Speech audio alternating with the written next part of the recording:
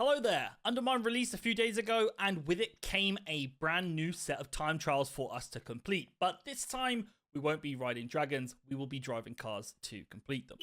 Unfortunately though, they are significantly harder than any dragon riding time trial that we'd seen in the previous expansion, and I spent a few hours going around getting these all on gold, and I wanted to share with you some of the tips and tricks that I found to help you get those achievements. Firstly is the car and how we set it up, because when you first get the car, it's very fast, it's very uncontrollable, and I did think initially that it needed a massive nerf. However, as you play more in the game and you farm some of the elite, you eventually find yourself getting items which give you more control and more stability when driving around.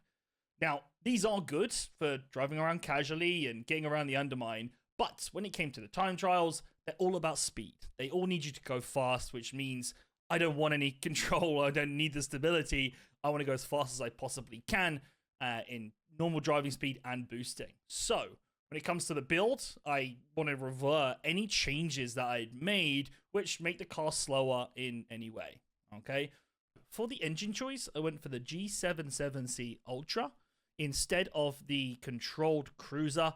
If you actually read the details, they both say that they decrease the top speed and increase acceleration, but the controlled cruiser says it significantly decreases top speed. And so, that's obvious why I went for that choice. And for the turbo, we had the choice of the Wild Fuel Mark 0, the hand crank, and also the steam boil. So I went for the steam boil on this one because it had the fastest turbo boost out of the three. And for the rest of the components, I haven't actually unlocked anything yet, so I left them all as a default, whatever they were. I believe as the season goes on, this is probably going to change, so this is it as it is right now. Obviously, I've had to unlock the steam boil. That is something you would have to do if you don't have it yet. Now, down to the time trials itself. The whole technique is really focused around the things or areas that you can manipulate, which are the driving line and your boosts. The driving line is simple. You always want to be driving on the shortest route of the track, which means if you think of the track as a circle, you always want to be trying to cut the checkpoints on the inner side of that circle, okay? Don't always feel like you have to drive through the middle. If you can go to the edge, then do that instead. But what is more important is boosting, okay? Now, boosts can be achieved in two different ways.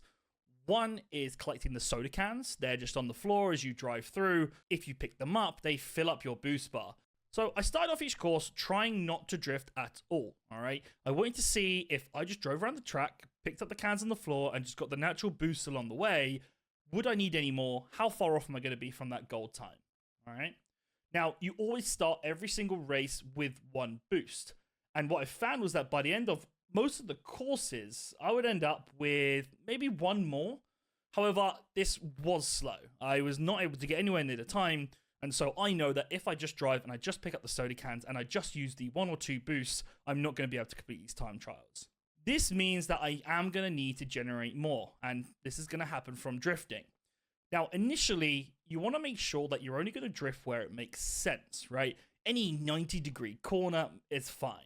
But a small turn, a little weave, you feel like you may end up slowing yourself down rather than actually just running through it in a straight line without any boost gained.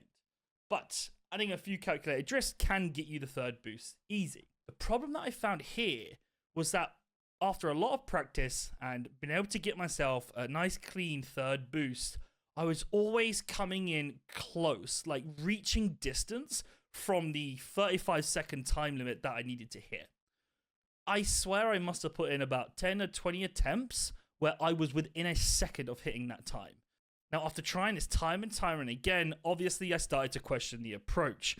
And what was remarkable to me was how far these boosts actually send you, okay? I then thought, what if I was able to get a fourth boost? What if I did do drifting where it wasn't necessary just to force myself into the fourth boost? Does the fourth boost actually cancel out the time I lose from doing this extra drifting? And the short answer is yes. Over drifting to get an additional boost shaved off an entire second from my very next run and allowed me to complete the challenge.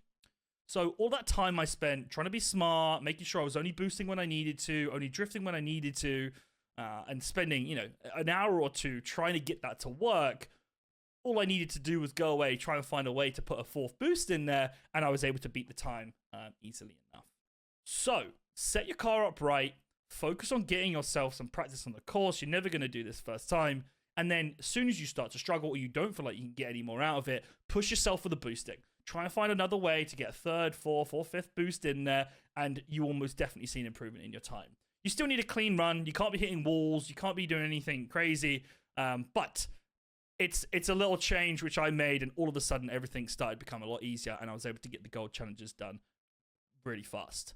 Now, for some reason, as soon as I finished a course, I would go to the reverse course, and they were so much easier to complete. I really didn't have to try at all. If the first course or the original way round took me an hour to do, I would do the reverse course in 5 minutes. I can't work out whether this was just practice, maybe it is just me getting naturally better at doing the driving, or whether they are actually easier. I couldn't tell. It's just an observation I had. Now, finally, I'm not saying this is the only car configuration that's going to work, but I managed to complete everything with this setup and taking this approach, so hopefully all of you can too. Try it yourself, and good luck getting those achievements. We did it! Racing champion!